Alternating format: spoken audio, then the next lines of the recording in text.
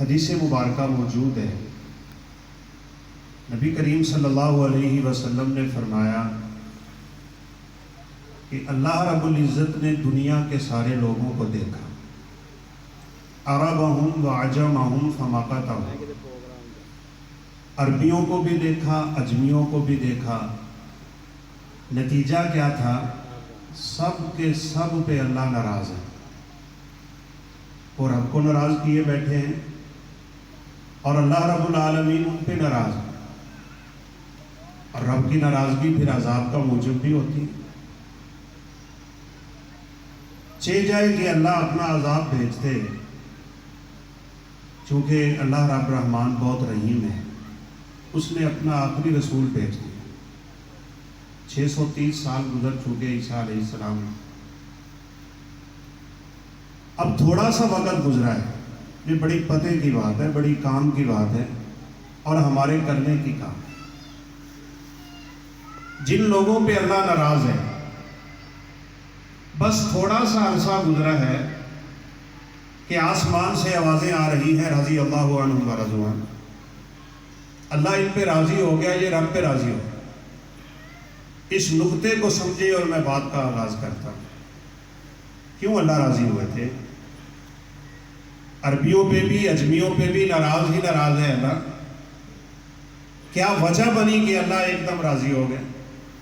صرف ایک وجہ تھی جو میرے اور آپ میں اور ہمارے معاشرے میں پیدا نہیں ہوئی، وہ ہے محبت مصطفیٰ اور اطاعت مصطفیٰ. وہ مانتے چلے گئے، حالات بدلتے چلے گئے، اللہ رب العزت ان پہ اپنی رضا کا اعلان کرتے رہے. دنیا میں چل رہے تھے کہ اللہ رب العزت نے انہیں جنتی ہونے کا اعلان دیا. کہیں پڑھا تھا کہ جنتیوں کو بڑا آخر میں ایک انعام ملے گا، اور وہ یہ کہ اللہ فرمائیں گے میں تم پہ راضی ہو گیا ہوں، آج کے بعد ناراض نہیں ہوں گا. لیکن یہ کیسی ہستیاں ہیں جو دنیا میں چلتے تھے اور اللہ فرماتے تھے میں تم پہ راضی ہوں. ذرا وجہ دیکھ لیجئے. ایک واقعے سے ہی میں بات آگے چلا لیتا ہوں. عشاء کی نماز کا وقت ہے. آپ صلی اللہ علیہ وسلم نے عورتیں نماز پڑھ کے چلی گئی تھی. اپنے صحابہ کرام کو ایک پیغام دیا ہے. فرمایا کہ رب تعالیٰ کی طرف سے حکم ہے، یا ایھا النبی کل ازواجک و بناتک و نساء المؤمنین یدنین علیہن من جلابیبہن. اپنی بیویوں کو، اپنی بیٹیوں کو، مومنہ عورتوں کو کہہ دیں کل سے جو عورت گھر سے نکلے وہ جلباب پہن کے نکلے. جلباب اس چادر کو کہتے ہیں جو سر سے پاؤں تک آتی ہے. عجیب ترین بات یہ ہے، یہ دور وہ دور ہے کہ گھروں میں کپڑے نہیں. آپ حالات پڑھیں نا تو اصحاب صفہ کا یہ حال تھا. نماز پڑھتے ہوئے اپنی چادر کو آگے سے پکڑ لیتے تھے کہ کہیں سطر نہ کھول جائے.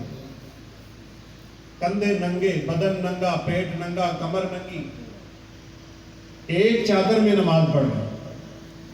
گھروں میں کپڑے نہیں ہیں، اور اللہ کا حکم آ گیا ہے کہ عورتیں جب کل نکلیں گی سر سے پاؤں تک چادر کر کے نکلیں.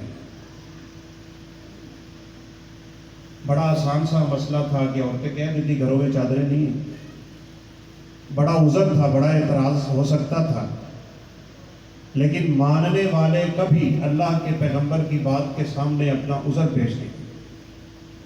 حدیث کے الفاظ ہیں ان مومنہ عورتوں نے فجر کی نماز مسجد نبوی میں ہی آ کے پڑھنی. پیغام عشاء کے بعد ملا ہے. پوری رات لگا کے ان اللہ کی بندیوں نے گھروں سے چھوٹی چھوٹی ٹاکیاں لے کے نا پوری رات بیٹھ کے سلائی کی. صبح جب نکلی ہے تو چادریں کر کے نکلی. مجھے اور آپ کو عرصہ بیت گیا نبی صلی اللہ علیہ وسلم کے فرامین سنتے ہوئے. ابھی آپ نے ماشاءاللہ بڑی خوبصورت گفتگو سنی قرآن کے پیغامات میں. ہم کب مانیں گے؟ ہم اپنی مرضی کب چھوڑیں گے؟ ہم اطاعت مصطفیٰ کو اپنا شعار کب بنائیں گے؟ اور خدائے ذوالجلال کی قسم ہے اگر ہم مان گئے نا تو اللہ ہمیں پھر سے عزت عطا کرے. یہ جتنے مصائب اور جتنی تکلیفیں اور جتنی پریشانیاں اور مسائل نظر آتے ہیں یہ 1 منٹ میں حل ہوتے چلے جائیں. اللہ کے پیغمبر کے آنے سے پہلے معاشرہ جن مسائل کا شکار تھا ایک دم ختم ہو. اللہ رب العزت سے دعا ہے کہ وہ ہمیں رسول اللہ صلی اللہ علیہ وسلم کا حقیقی متبع بنا. پھر انقلاب آئے گا معاشرے میں. بس 2 ہی چیزیں انقلاب کا باعث ہیں، ایک رب کا قرآن اور اللہ کے پیغمبر کا فرمان. تو اللہ رب العزت نے رسول اللہ صلی اللہ علیہ وسلم کو جو عزت و احترام اور وقار نصیب فرمایا تھا اس میں ذرا بھر بھی کمی اور کوتاہی رب تعالیٰ نے بھی برداشت نہیں کی. بات رب تعالیٰ سے شروع ہوتی ہے.